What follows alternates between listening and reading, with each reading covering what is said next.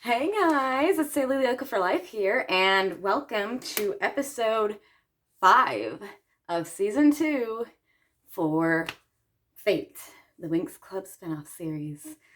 So, this episode was a doozy. um, where do I even start? Oh yeah, if you don't want to spend a whole 30 minutes watching this, just push the playback speed to 1.25 or 1.50. I'll sound like a chipmunk and you hear everything a whole lot faster. Anyways, spoiler alert, of course. There are spoilers, duh. If you didn't know that, what are you doing here? Oh, you're here for me? Thank you. Anyways, so yeah, you probably noticed I like wearing these earrings a lot. It's winter. I love my snowflake earrings. So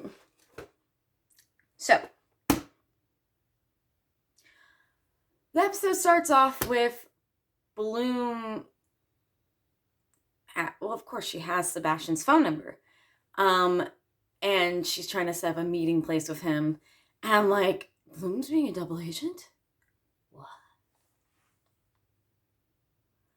And then he won't, so everyone decloaks and she can't get him to come to them on their turf, which makes sense.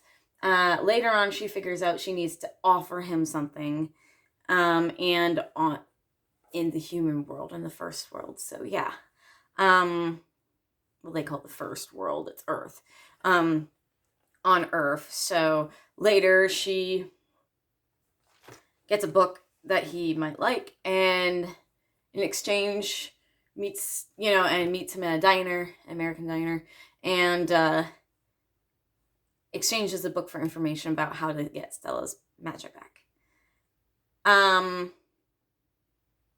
Later on, he tells her a secret she wasn't supposed to know. A juicy secret that wasn't the one she was looking for, but an important one. I'll get back to that later. I gotta give you something and give you a reason to keep watching my videos. Or later in the video. So Musa is powerless and she's basically doing cleaning duties. Apparently she did get fully drained. Well, they don't understand what happened, and we'll get to that later.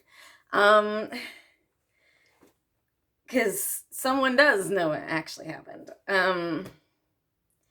But yeah, and Beatrix is also just basically just trying to do anything Rosalind tells her. That way she can just stay at the school, which is basically what Musa's doing. Just trying to stay at the school, because they're both powerless right now. They don't have magic anymore. So, and the reason Musa's getting more punished than Beatrix is because she was a very key element. She's the most powerful mind fairy there. So, yeah, it was a big deal. And Rosalind was very angry at her. Okay, so also Beatrix is just basically on survival mode right now. Doesn't matter who she has to betray, what she needs to do. She's just trying to stay at the school and not get sent away. Because she's an orphan now. Her and Sky do have a conversation about that he was both of their fathers. And she doesn't trust Sky. She doesn't trust Sky for 1 minute. Because she cared about his father more than he did. Well, she got more time with him than he did. Sky and Silver also get into that. Kind of like how basically Sky's having to go through the same thing as Silver did. He had to make the same decision.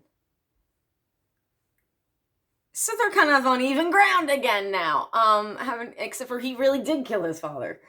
And Silver just thought he did all these years. Yeah. Silver's honestly a really good dad. He approached this guy saying, "You were drunk, though. That's why you don't remember anything from last night." And he said, he had drank for 2 whole years after he thought he killed his Andreas. And he, but then, Sky was getting older and he realized he had a job to do. He had to be a dad, a father figure to Sky, and that's what pulled him back together. Also, they were really good. I recommend going to watch that conversation, because it's a really good conversation about being soldiers and that you don't get to choose what happens in your life. It just happens. And how soldiers aren't, they don't have that luxury, certain luxuries like that, of planning their futures. You just gotta be ready for anything, anytime. A lot can change. Sorry. But yeah, I have a brother who is in the military as well, so I really do get that. Even though I'm not, but yeah, that kind of hit really personally to me. Just because of having a few family members in the military in different parts of the military. One's in the Marines and others in the Air Force. Yeah. Anyways, this isn't about me. So,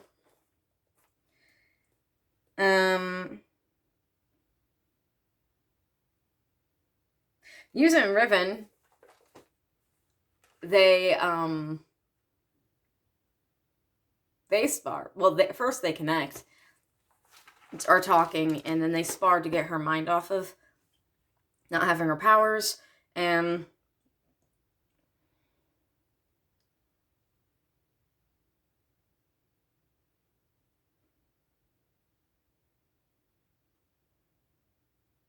okay.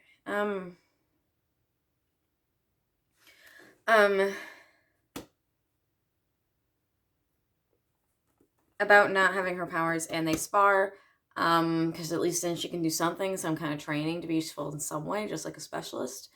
And eventually her and Tara talk when Riven's still there, and Tara accidentally puts her feet into the, cements Musa into the ground, basically. Right, I didn't say anything about that. Convergence has been brought in. Hey, Convergence has been brought in. Stella got a rare artifact from her mom in the mail, that she asked for was a Convergence stone. And they all tried to use their powers on it to try to boost Musa's power, to give it a kickstart it, and thinking that they can get her power back that way, her magic back that way. But when they were done, they didn't realize they were all supercharged because Musa had backed out in the middle of it. So their magic is all still supercharged, and they had to discharge it into the thing and that's why they're all losing control of their powers. Tara and Bloom were the only two we've seen this with, but yeah, so they were also still supercharged. That's gonna be a topic for later.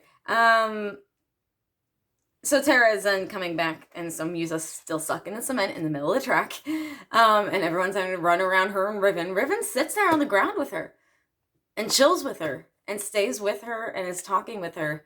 Also, by the way, just a quick fact. While they're setting up for moving stuff around so they could do the Convergence party, trying to get Musa's magic back, Tara comes out to everyone. I'm so proud of her. But then she's trying to just no big deal and stuff, and then let's keep moving things, and then Stella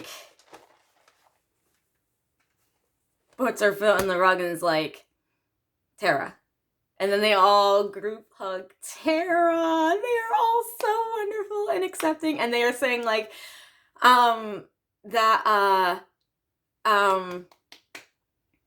that they are all officially gonna be Tara's wing women.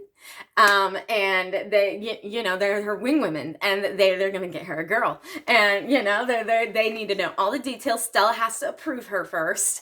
And they are being the best of friends. I love it so much. All the healthy girl power, and support and friendship. Those are just the best. Oh, I'm so happy about that. Okay, onwards and outwards. Anyways, Riven and Musa, when they're talking, Riven says he actually does know what happened. And she, when she's stuck in the cement and stuff, and he's like, I actually saw you right before you were passed out. And he said he knows what happened. He watched her surrender herself to her magic, to the things. So she purposely stepped out of there. And yeah, she purposely gave her magic to the little dark creatures. Scraper, is that what it's called? Scrapers. Yeah, because she doesn't want that burden of knowing everything anymore, and she just wants the quiet. And Riven says, that's okay. It's your life. You are allowed to do what you want. And if you don't want your magic, that's okay. It is your life. So, so we did get a lot of Riven Musa bonding. Don't know if we're ever going to get that relationship in the show, but we will see. They're teasing it. They're dangling it in front of us. Though honestly, in the Winx Club, it was a very unhealthy relationship a lot of the times. So I don't know how I feel. And especially with Riven the way he is in this series. I don't know how I feel about that now. But she might make him a better person. She might bring out the best in him. I don't know. Who knows? Flora's just being social with him and things. And it's just like, okay. Flora's chill with everyone. And honestly, that kind of does track with the show. She's chill with everyone. Didn't really she be chill with the kind of person Riven is in this series, especially because she wasn't chill with him in the original, but they did learn things. So, interesting thing to watch that develop.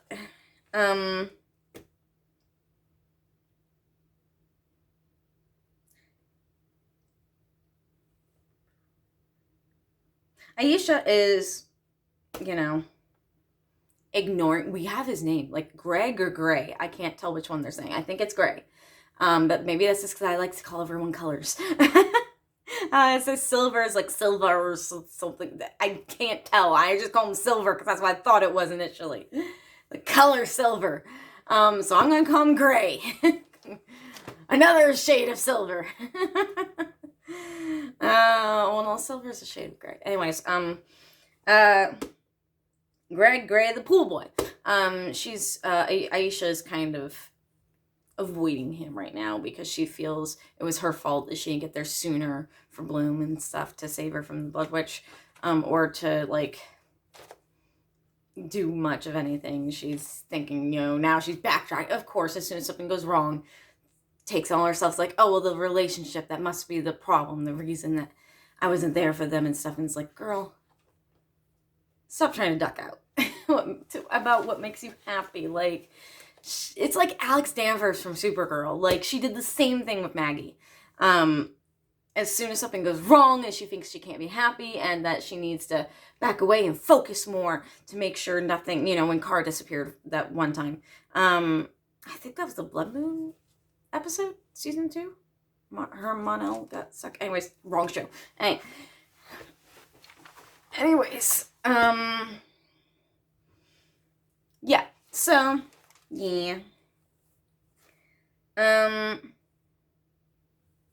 Bloom goes to, I know only one page of notes is done and spaced. Bloom goes to see Sebastian in the human world at that diner. I said that already. And gives a book for information to get how to get Muse's powers back. And he's like, oh, well, all the information is actually in here. But right before that, her and Skye split up after he says the cutest thing to her. About, she doesn't want to tell him about all of his problems because she's the solution to them. So adorable. But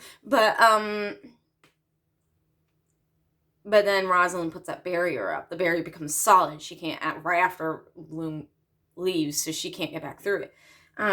Which actually doesn't become a problem later, which is interesting because I thought that was like she'd be trapped out there and it'd become a big deal. That's not what happened. But she was going to see Sebastian anyway. So, and all of that. And he can read the text. Earlier in the season, the first episode, he said he couldn't read the text in that book. And apparently he can. And he's like, oh yeah, the solution to your problem is actually conveniently in here. Either you need to basically have it take the power from me and then give it back to her, or you need to kill me, and then it goes back to all the power goes back to all the fairies. And yeah, gives her an opposition about that.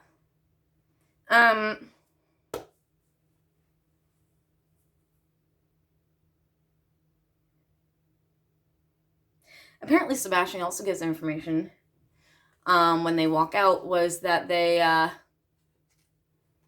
his dad is the one that found Bloom. And she's like, oh, he kidnapped me as a baby. And he's like, no, he found you. That's all the info we get in that. Ooh, what's happening there? I don't know. I mean, in the original series, it was Daphne that gave, that put Bloom through the portal to Earth and then locked it behind so the ancestral witches wouldn't find Bloom. So the fact that Sebastian knew where she was at all times and watched her growing up, and then also B, his dad found Bloom and brought her to Asterdale, which he was also from Asterdale. So it's like, oh, that's interesting. That's why he knows so much about Bloom. His dad was obsessed with finding with magical artifacts and with finding the dragon's flame and stuff. So, oh,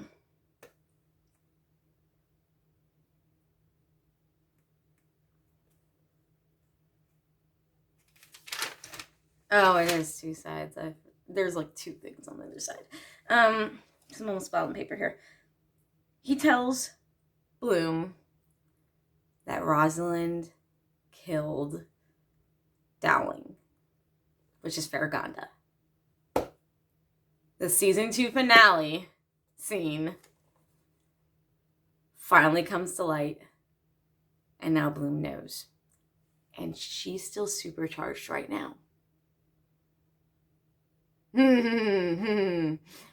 Yeah. Yikes.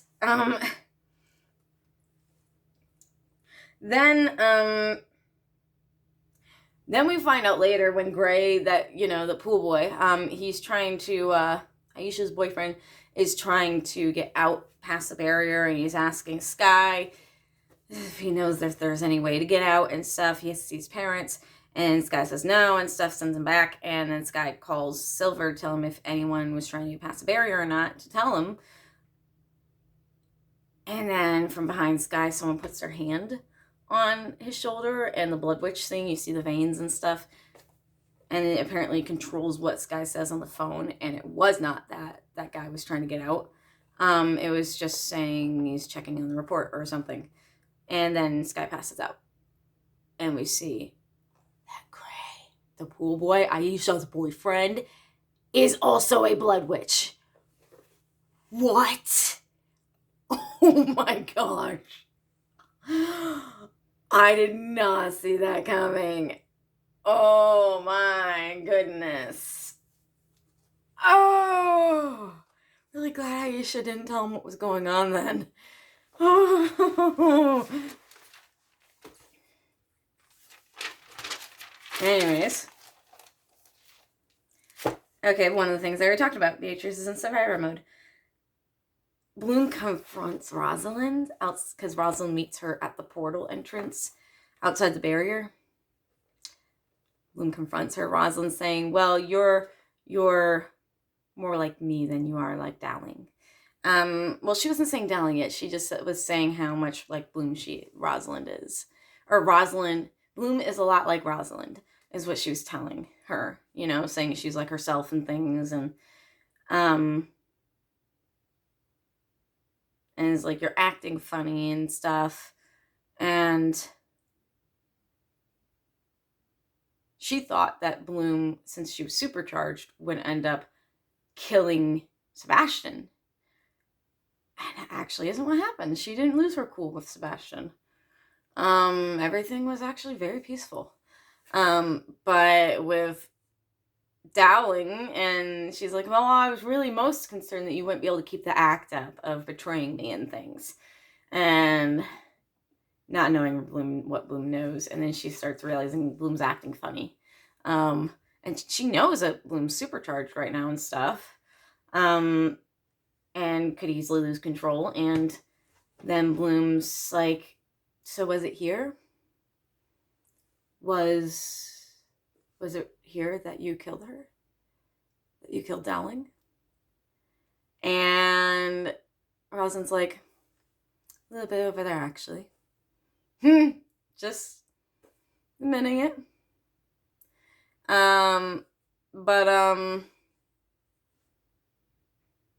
Yeah, Bloom gets mad. But then Rosalind, like, freezes Bloom. Like, she's ice all over Bloom. Like, encasing her. And she says she's going to siphon the power, the dragon's flame, from her and keep her in suspension. But she really would have wanted to do this together, for them to do this together and everything. So, yeah. Yeah.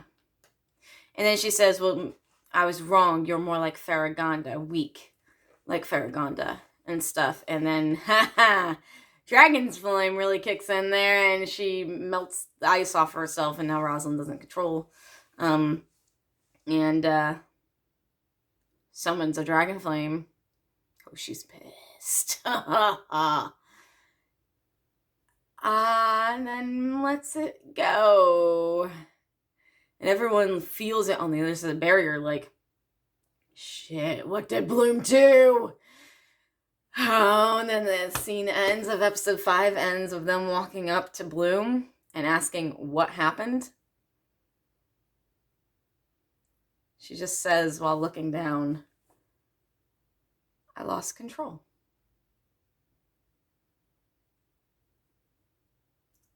While they're looking down at Rosalind's charred body. Bloom killed Rosalind. And right before Bloom released that burst, Rosalind's like, oh, maybe I was wrong. You are like me after all. Right before Bloom killed her. Yeah. Yeah. And that's how the episode ends. So, there's only 7 episodes in this season. So I have 6 and 7 yet to go. 2 more episodes. But that was episode 5. Hey, they were so good at leaving us on cliffhangers to draw us into the next episodes. But yeah, that's my review. I think it was, well, other than just reviewing it, I think they've come up with incredible twistings. And yeah, just incredible twist and all sorts of things.